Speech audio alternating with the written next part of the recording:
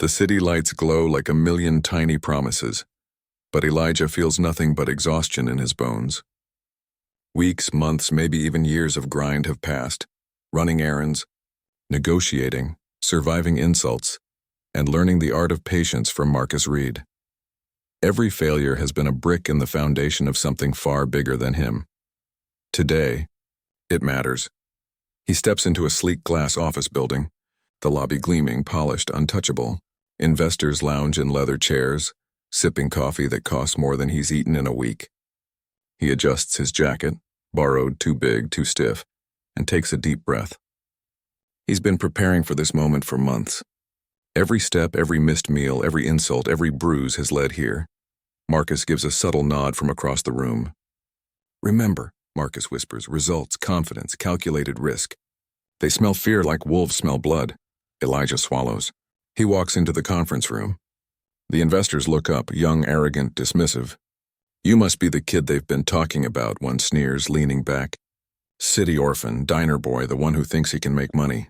Elijah doesn't flinch. He sets down his notebook, flips it open, and begins to speak. "I'm not here to ask for permission. I'm here to show you a system that can double your delivery profits in 6 months. I've mapped routes, calculated demand, optimized schedules, and built a network of workers who are motivated, loyal, and efficient. Here's how we do it." He launches into numbers, charts, real-world data, and solutions so sharp, so precise, the investors lean in, disbelief flashing across their faces. Halfway through, one of the men smirks. "Interesting, but you're a kid. You've never run a business. What guarantee do we have that this isn't just theory?" Elijah smiles faintly. "You have my guarantee that if I fail, I lose nothing. But if I succeed, you will see returns beyond your expectations. And I never fail when survival depends on it." Silence. Then the investors exchange glances. One leans forward. "All right, kid. You've got 1 month. Prove it." Elijah nods, not smiling, but a fire burning in his eyes. 1 month is all I need." Outside, he breathes in the city air like a predator scenting its territory. For the first time in years, exhaustion mixes with excitement. He has a shot. A real shot. That night, he walks back to his cot, thin walls of his rented room barely keeping the chill out. He opens his notebook and scribbles plans, calculations, contingency strategies. 1 month. Every move counts. Watch the wolves carefully, learn their weaknesses, and when the time comes, repay kindness and punish betrayal. In the shadows, Marcus watches from the doorway. Good. Now it gets dangerous. And remember, people will try to cheat, betray, and steal from you. Keep your eyes open. Elijah nods. He knows. Every betrayal he's experienced, every insult he's endured, every hungry night he's survived has led to this. Meanwhile, miles away, the woman who will one day betray him laughs with her lover in luxury. She is pregnant with a child he will never father. Soon, she whispers, rubbing her belly, we'll have everything, and he'll never see it coming. The seeds are planted, the collision course set. Back in the village, Grace senses something in the wind and a premonition, a pulse of destiny. Fight, Elijah, she whispers to the night sky. I cannot save you, but I know you will survive. And one day, the world will see your heart. Elijah lies down, eyes open, staring at the cracked ceiling. Hunger, exhaustion, and betrayal gnaw at him, but beneath it a relentless fire. 1 month. 1 month to prove everything. 1 month to rise. 1 month to begin repaying the kindness that saved me. And prepare for the betrayal that will try to break me. And somewhere in the city the game begins. The city hums below, lights flickering like tiny witnesses. Elijah's first deliveries have been a success. Investors nod, money begins moving, and whispers of the Orphan Boy genius reach corners he never imagined. He smiles quietly. Victory tastes sweet, but he already knows the world carries shadows. Miles away, the woman who will become his wife sits at a high-rise window, wine in hand. Her smile is effortless, practiced. Her lover leans close, murmuring sweet nothings while she strokes her slightly rounded belly. A child not his, conceived in betrayal. Soon, she whispers, we'll have everything. And he'll never suspect a thing. She thinks of Elijah only as a mark. She plans lavish homes, parties, and appearances, all with him unaware that the children he will one day raise are not his by blood, but by deception. Back in the city, Elijah works late into the night crunching numbers. His mentor, Marcus, watches silently from the corner. They will try to cheat you, lie to you, even seduce you with appearances. Business isn't the only battlefield. Your life will be too. Protect yourself. Protect what matters. Elijah nods, already sensing danger he cannot yet name. I will, he says. And one day, I will repay Grace for the life she saved me, and I will punish betrayal in a way they will never forget. In the village, Grace prepares food for orphans she teaches. She pauses, fingers trembling, sensing the weight of Elijah's unseen struggles. Stay strong, child. Fight with your mind, your heart, and never forget kindness. Her prayers float unseen to the city, unseen by everyone but destiny. Meanwhile, his future wife manipulates friends and family, ensuring that every door Elijah might have walked through remains closed to him. Social sabotage, rumors, careful lies. She cultivates appearances, the perfect young wife, poised and gracious, concealing her deceit and hidden children. He doesn't know the truth, she whispers to her lover, and by the time he finds out, it will be too late. The first time Elijah notices it, it's subtle, a glance that lingers too long, a whispered phone call she pretends is for work, the faint scent of perfume that doesn't belong to her. He watches her carefully during a quiet dinner in their spacious apartment, the city skyline stretching behind her like a backdrop to her deception. She smiles, talks of future investments, the perfect life, and yet something feels off. Is everything okay? He asks gently, reading the faint tension in her movements. Of course, she says, brushing her hand over his. Why wouldn't it be? Her eyes flicker for a second, just a second, a shadow behind the practiced charm. Elijah notices but says nothing. Not yet. Later in the study, he finds receipts he never authorized, small transactions labeled vaguely. Dinner at an expensive restaurant, jewelry, gifts with names he doesn't recognize. His gut tightens. Something is wrong. He calls his friend and mentor Marcus, keeping his voice calm but sharp. Marcus, I think she's hiding something. I can't prove it yet, but the signs are there. Marcus doesn't flinch. He has seen betrayal before, in business, in life, in the kind of people who pretend to love. Watch and wait. Never confront blindly, observe. The world will reveal the truth to those who know how to see. Elijah nods, eyes narrowing. A storm begins in his chest, quiet at first but growing hotter every day. Then one night he comes home early. He's promised to surprise her with tickets to an opera, something she mentioned months ago. The apartment is dim, quiet, too quiet. He hears laughter, soft, intimate, and entirely wrong. He follows the sound and finds her in the living room, the glow of a phone illuminating her face as she leans toward a man he doesn't recognize. A soft kiss, a hand brushing her hair. The moment stretches like fire. Elijah doesn't yell. He doesn't move. He just watches. Heart pounding, stomach tight. The betrayal is complete, undeniable, crushing. Everything I thought I had, a lie. She sees him at last, her face flickering between guilt and panic, but it's too late. Elijah. He turns away, silence. Calm, calculated. No words now because he knows words won't undo this. In the days that follow, Elijah begins quietly gathering evidence. Receipts, messages, photos, each one a nail in the coffin of trust.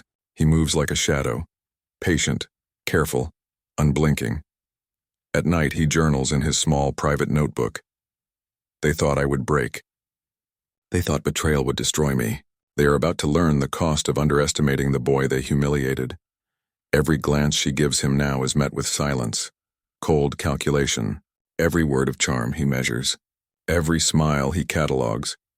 He knows the time will come for revenge, precise, brutal, and unforgettable.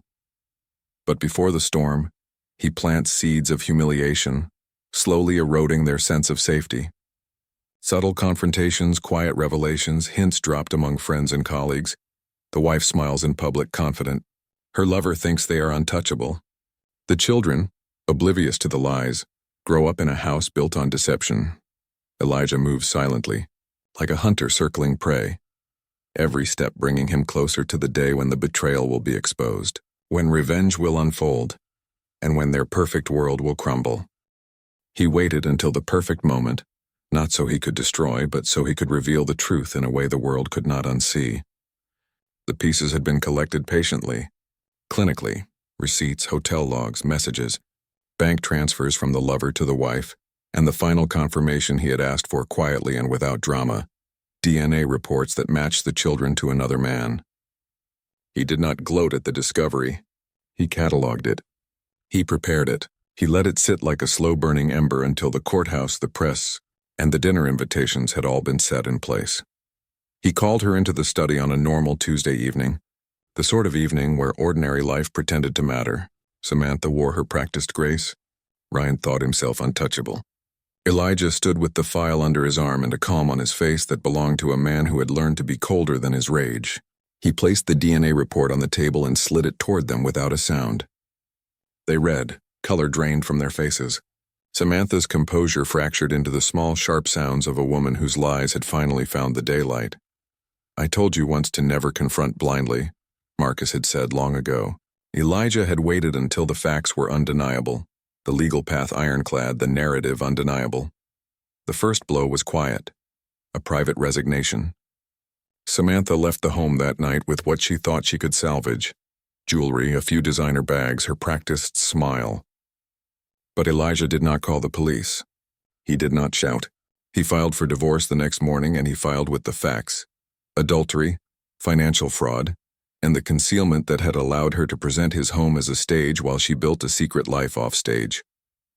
He made sure the divorce papers were airtight, that every irregular transaction was recorded, every covert transfer labeled, every lie notarized. In court, Samantha's world fell apart not because Elijah wanted to humiliate her. He wanted justice. But humiliation followed like an inevitable shadow. The trial was not a television spectacle. It was legal work done with the precision of a surgeon, David Stern, the attorney Elijah had hired years earlier, and who had once told him that law could be a weapon for the righteous, laid out each charge, each transfer, each lie. Marcus sat in the front row like a general watching the first true battle of his protege. The lover, Ryan Caldwell, had no plausible defense once handwriting. Experts confirmed his secret financial maneuvers, and an anonymous whistleblower from Ryan's firm corroborated his manipulations. The press that Samantha and Ryan had always courted now turned on them. The social circles that had fed their vanity closed their doors. Sponsors withdrew. Boards that had once welcomed Ryan as a lightning rod for opportunistic investors issued denials and distance statements. One by one, the scaffolding that had supported their life, trust, reputation, cold money, collapsed. That was level 1 and 2, exposure and social exile. Level 3 and 4 were legal and professional. Injunctions froze joint. Assets pending litigation and a separate civil suit she had filed against Elijah for defamation evaporated when deposition transcripts revealed her own lies. He used the law to protect what was his and to deny her the profit of deception. He pursued the lover's firm with detailed audits that found conflicts of interest and regulatory violations. Regulators opened inquiries. Ryan's business partners, shocked to learn they had been waltzed into conflict, distanced themselves. Contracts were renegotiated, loans called, and investors withdrew from Ryan's ventures.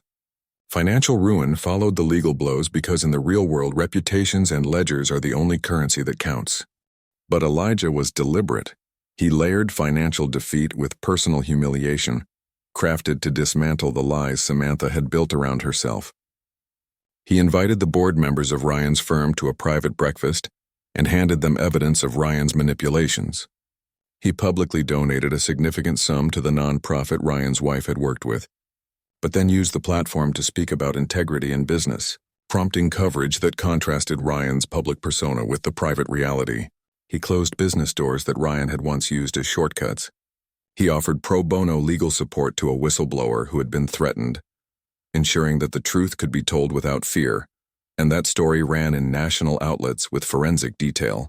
Each article, each board letter, each regulatory inquiry was a layer of erosion. When the custody and legitimacy battle rolled into court, the world watched. Samantha pleaded, cried on camera about abandonment and loss. Ryan attempted to play the wounded entrepreneur. Elijah did not seek to destroy the children, but he could not ignore the fact that their lives were built on his generosity and on lies. The DNA was clear. The judge, after hearing meticulous testimony from doctors, accountants, witnesses, And after reviewing years of transactions Samantha had hidden which demonstrated a pattern of deceit, ruled decisively. Custody would be limited. Samantha would have supervised visitation until stability and honest rehabilitation could be demonstrated. Financial support was denied in the standard form. Alimony was cut to the legal minimum because Samantha's conduct was found to be in bad faith, and punitive damages were discussed for her financial fraud. Elijah did not celebrate the children's humiliation. He could not take from children what they had not chosen, but he did act in a way he believed was necessary. He made a public, formal declaration in the courtroom under oath and under law that the children were not his biological offspring, and that he formally severed claims on their paternity. It was a brutal moment in which legal truth met human consequence. The sound of Samantha's gasp in the courtroom was like a final accounting of her choices. The children, stunned and frightened, were forced to reckon with identities they had never owned. Elijah arranged for them to be placed with compassionate caregivers while offering to fund counseling and education, a gesture that was cold to some, merciful to others. He wanted them to know they would not be abandoned to poverty, only to be removed from the scandal and the lies that had surrounded them. That action, harsh as it looked in headlines, was part of a broader strategy. He would dismantle the lie first, then decide what to build in its place. He had seen how lies could metastasize, how they could infect a child's sense of truth. The removal was a legal, irrevocable denouncement of the life Samantha had secretly built, and a protection against future fraud. It left Samantha shattered. Without the social capital, the legal leverage, or the money she had assumed would cushion her fall. The final levels were procedural but devastating: fines, settlements, forced sales.